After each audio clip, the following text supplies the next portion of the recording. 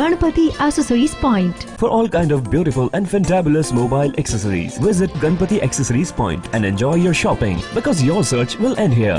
अपने आप को तो आप रखते हैं फिट एंड फाइन और आपका मोबाइल आप उसे भी दीजिए smart look Ganpati accessories point के साथ। कार्तिक का महीना वैसे तो राय दामोदर भगवान का महीना कहलाता ही है, परंतु भगवान ब्रह्मा ने कार्तिक शुक्ल पक्ष एकादशी से पूर्णिमा तक इस पावन भूमि में यज्ञ किया था। इसलिए पुष्कर राज की विशेष महिमा स्नान, दान, दर्शन, पिंडदान, तर्पण इत्यादि, गौदान इत्यादि का यहाँ ये 5 दिन तक विशेष माध्यम पुराणों में बताया गया है।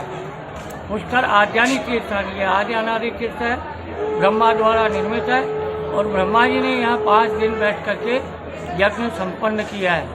इसलिए इन 5 दिनों में पुष्कर राज अंतरिक्ष से आकर के स्वयं यहाँ विराजमान होते हैं और जितने भी हमारे देवी देवता हैं इत्यादि वो इस समय इस पुष्कर तीर्थ में उपस्थित रहते हैं। इसलिए इन 5 दिनों में स्नान करने का विशेष माध्यम है और जो कोई पुष्कर रटता है नंगा भूखा कभी नहीं रहता है, ऐसे हमारे शास्त्र कहते हैं।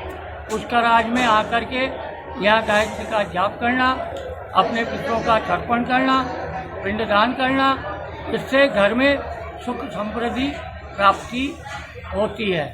इन 5 दिनों में महिलाएं जो कार्तिक मास पूर्ण कार्तिक मास जो स्नान करती है महिलाएं, वो इन 5 दिनों में पुष्कर आकर के पुष्कर का स्नान विशेष रूप से करती है और अपने अखंड सौभाग्य का प्राप्ति की प्रार्थना माता सावती से करती है तथा अन्य जो लोग आते हैं वो अपने पितरों के उद्धार के लिए प्रभु से पुष्कर राज से इन 5 दिनों में प्रार्थना करते हैं। इन 5 दिनों में प्रतिदिन हजारों यात्री पुष्कर राज में स्नान करते हैं। विशेष करके पूर्णिमासी के दिन लाखों यात्री आकर के पुष्कर में स्नान करेंगे, इसका पूजन करेंगे। कार्तिक मास की 11 से लेकर पूर्णिमा तक 33 करोड़ देवी देवता पुष्कर तीर्थ में निवास करते हैं। ऐसा माना जाता है कि सारे देवता आज जो है देव उठनी एकादशी से जग गए हैं और सारे मांगलिक कार्य आरंभ हो गए हैं। पुष्कर तीर्थ में ये भव्य मेला बढ़ता है, धार्मिक मेला,